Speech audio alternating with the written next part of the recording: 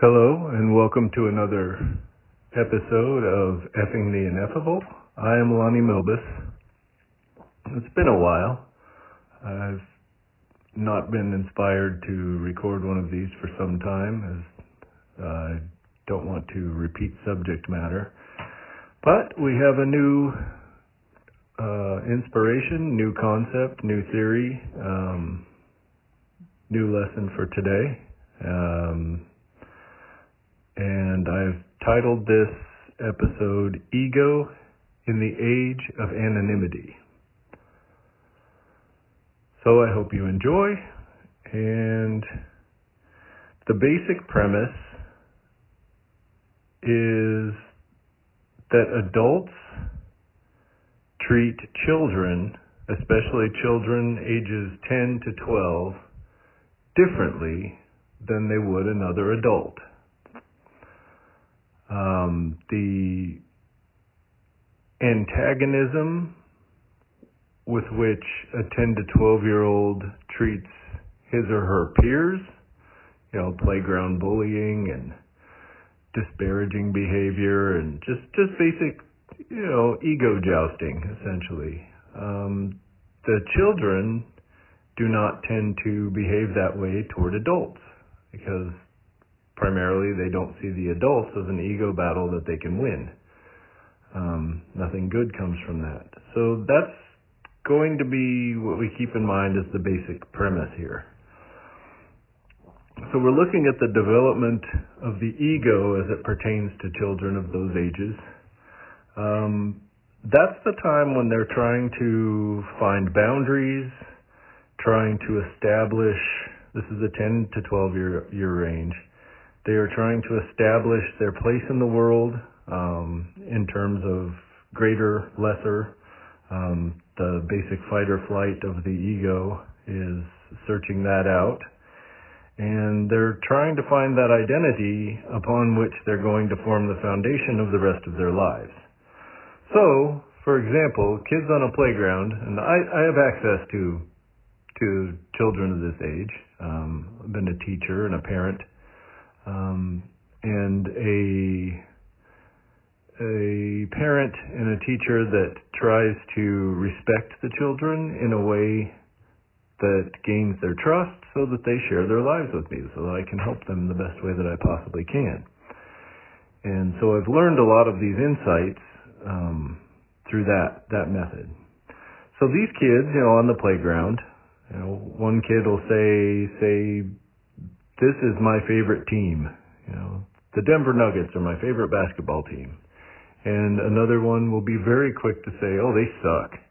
They're no good. You must be stupid. Very quick, immature, baseless responses, just antagonistic, purely antagonistic without much merit or much value. But it's all the time. You can go onto a playground, a fifth grade playground, there's going to be a lot of that. And that's the general behavior. That's how they tear each other down in that way. Kind of emotionally abusive. But they tear each other down in that way to elevate themselves or to discover, they win the fight. If you don't fight back, then they're mine, they've won. They've asserted their dominance over you. So you express an opinion, they say, what are you, stupid? It doesn't matter. It can be basic opinions, basic facts even.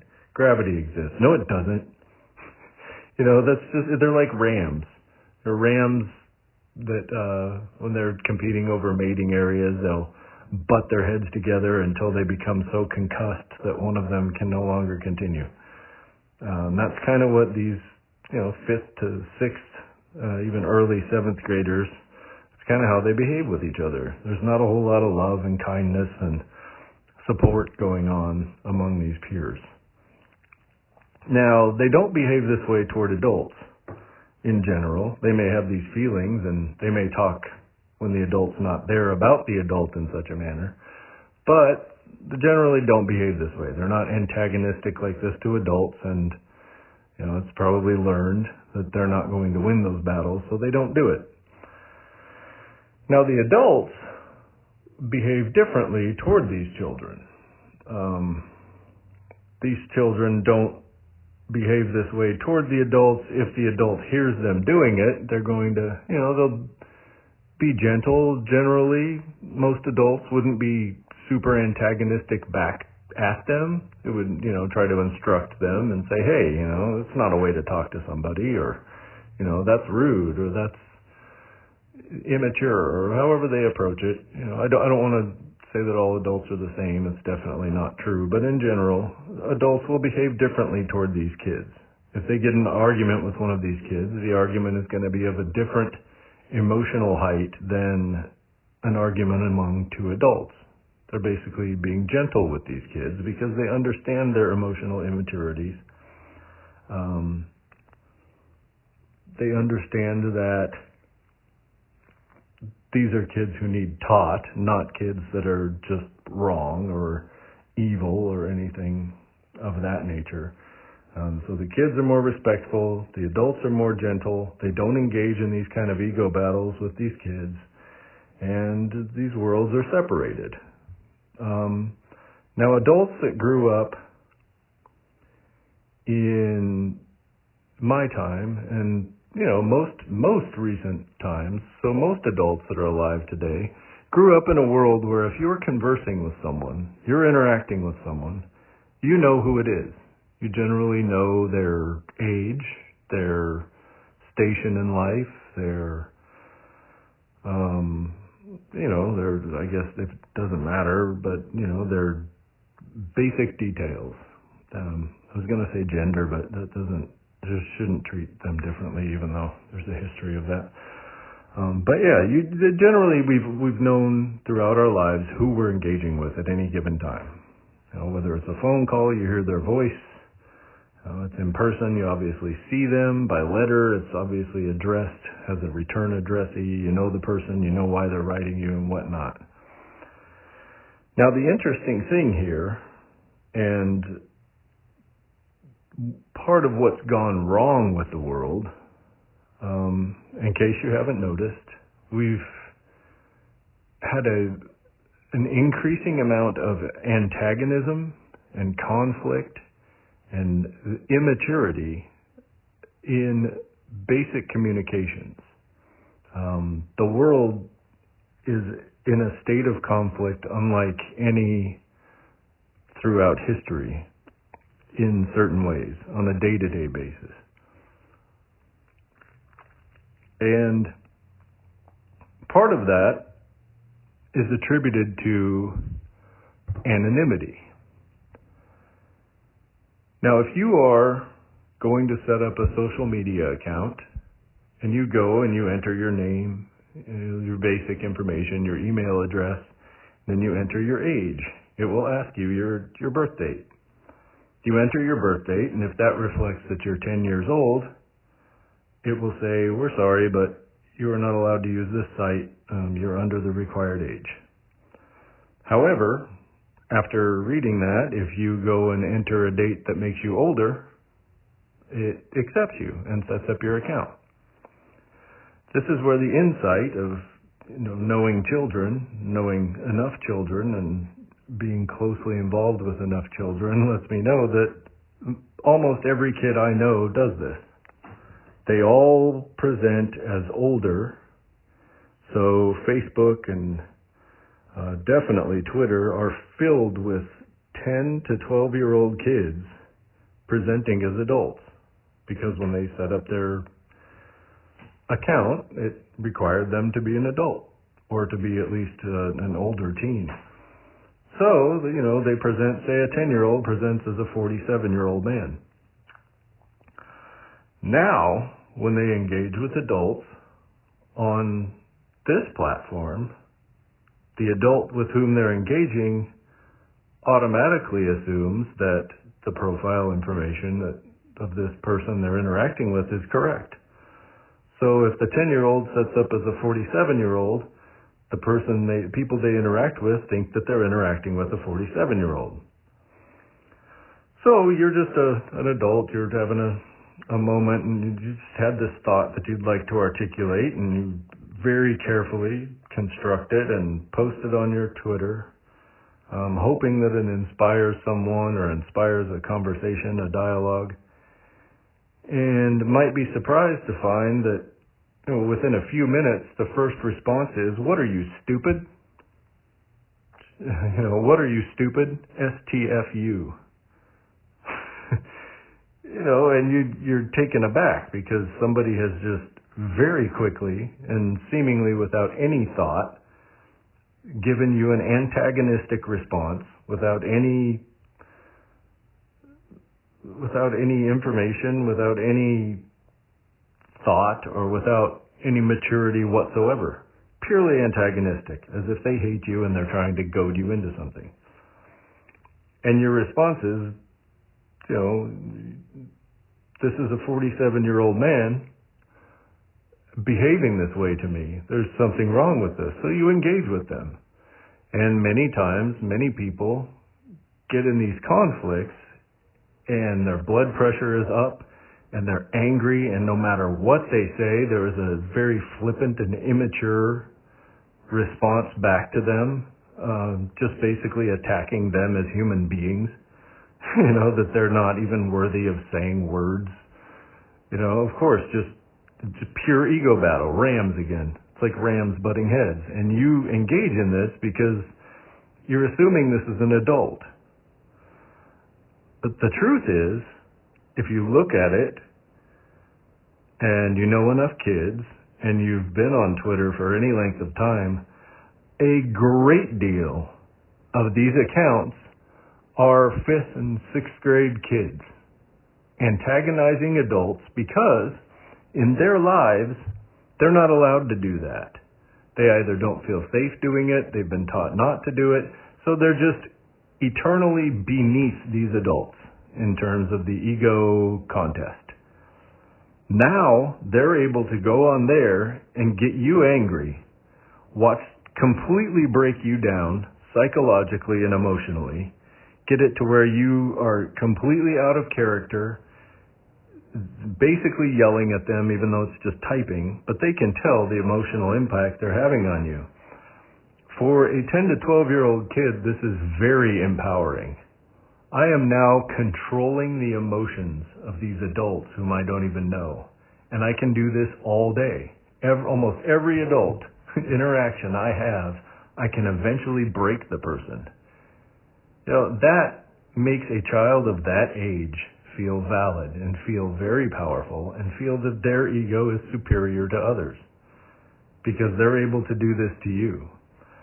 Now, it's because the real adult in the situation is at an extreme disadvantage in not knowing that the person with whom they're interacting with is basically having a playground ego battle with them, and that they're not even adults or even concerned with the content of the conversation. All they want is to annoy you and to watch you break down and to watch you lose your mind.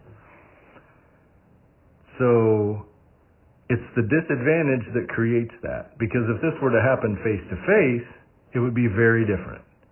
The person who's being attacked would see that it's a 12-year-old and they'd be like, wow, you're being a jerk. Why don't you go to your room, or, get out of here, or, treating them like you would treat a kid in that situation. However, when this is a 47-year-old man and it's not even crossing the mind of the person who's being engaged that this might be a child, they become very, very angry.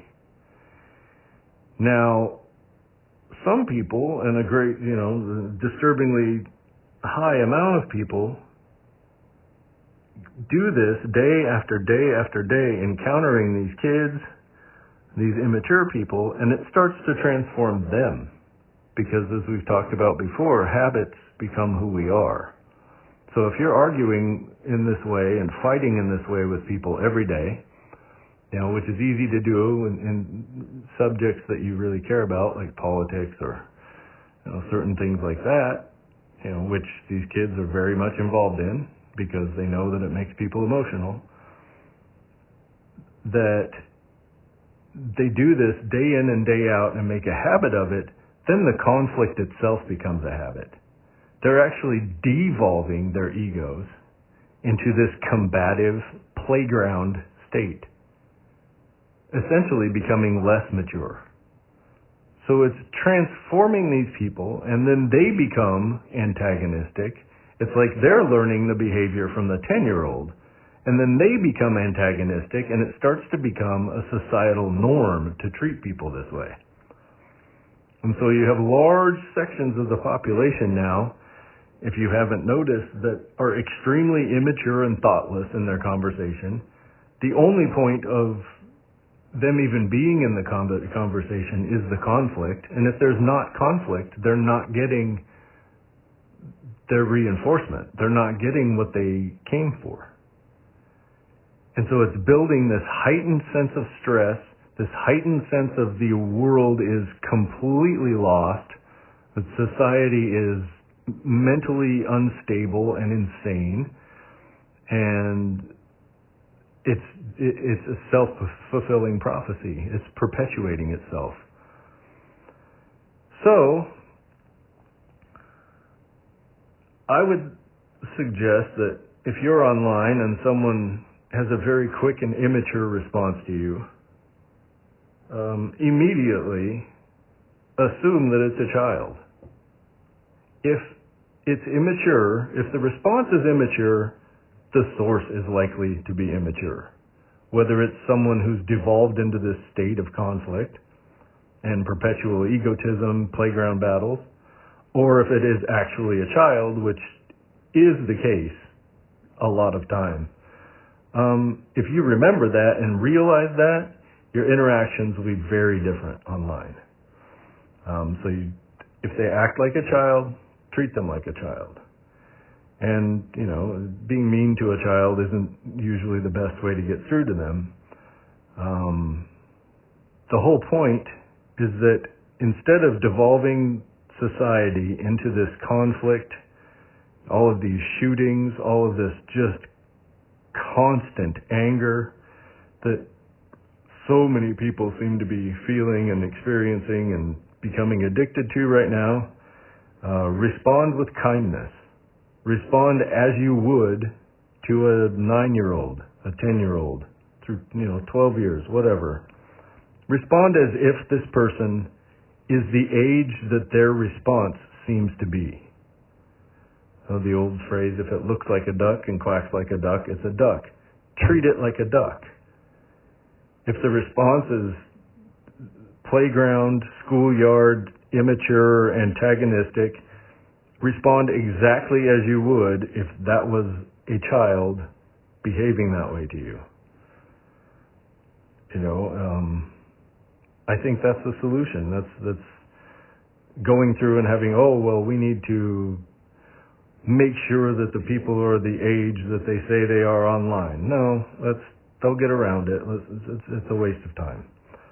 Making sure that identity is verified online. I don't know. The anonymity is kind of cool for some things. If you just respond to